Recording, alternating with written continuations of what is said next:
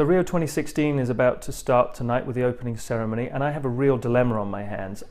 Ordinarily, I love the Olympic Games. For 17 days straight, I'm an Olympic armchair bore. I will sit there and devour every and any sport that happens to be on television and become a really tedious armchair expert by the end of it.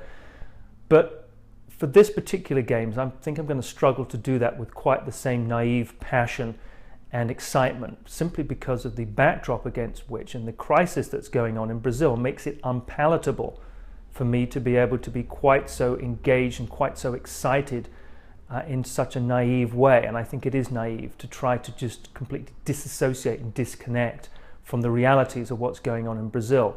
The reality, the backdrop is that the current president, or the preceding president rather, as she now is, President Rousseff, has been impeached for corruption.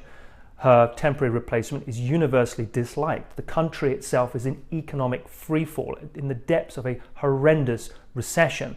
And of course, they have the Zika outbreak, which has been going on unabated seemingly for months. All of this, you then inject a jamboree for 17 days, and it seems to be very discordant, and it seems to jar with that quite catastrophically.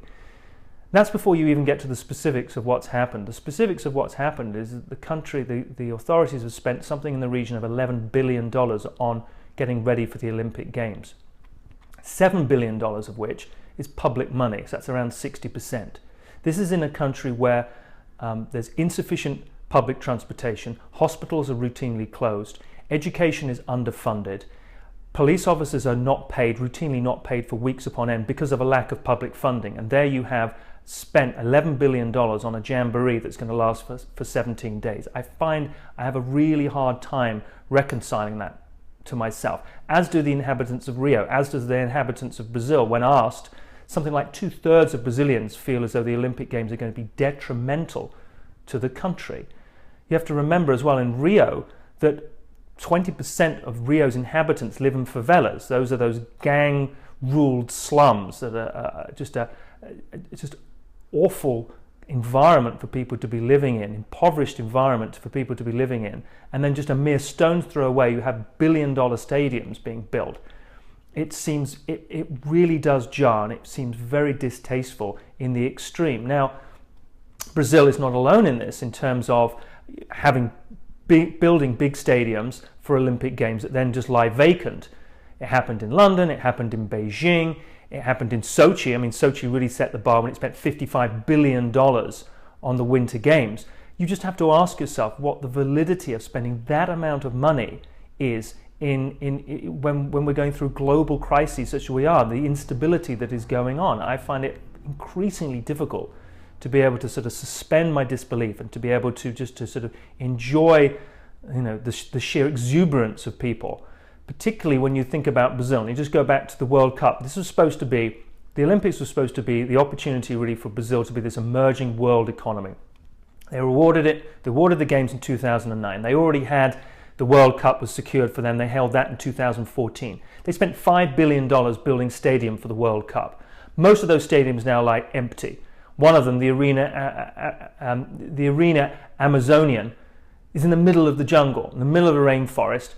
It's a $300 million white elephant that just sits there and supposedly services the local football team. The local football team get to play there. The local football team, by the way, has 2,000 supporters. They have a $300 million stadium.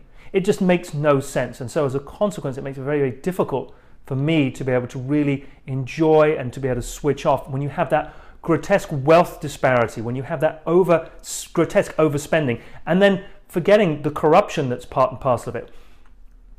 5 of the main engineering contractors that have built the Olympics are all involved in corruption proceedings. So not only do you have grotesque overspending and grotesque spending where it's not being directed in the way that it really needs to with a country that's in freefall, but you have corruption on almost every level. So it's just layers and layers of excess that make it really, really difficult for me to be able to settle down in front of my television and watch somebody do, flip-flaps, albeit taking nothing away from the athletes, but it makes, who have trained very, very hard for this.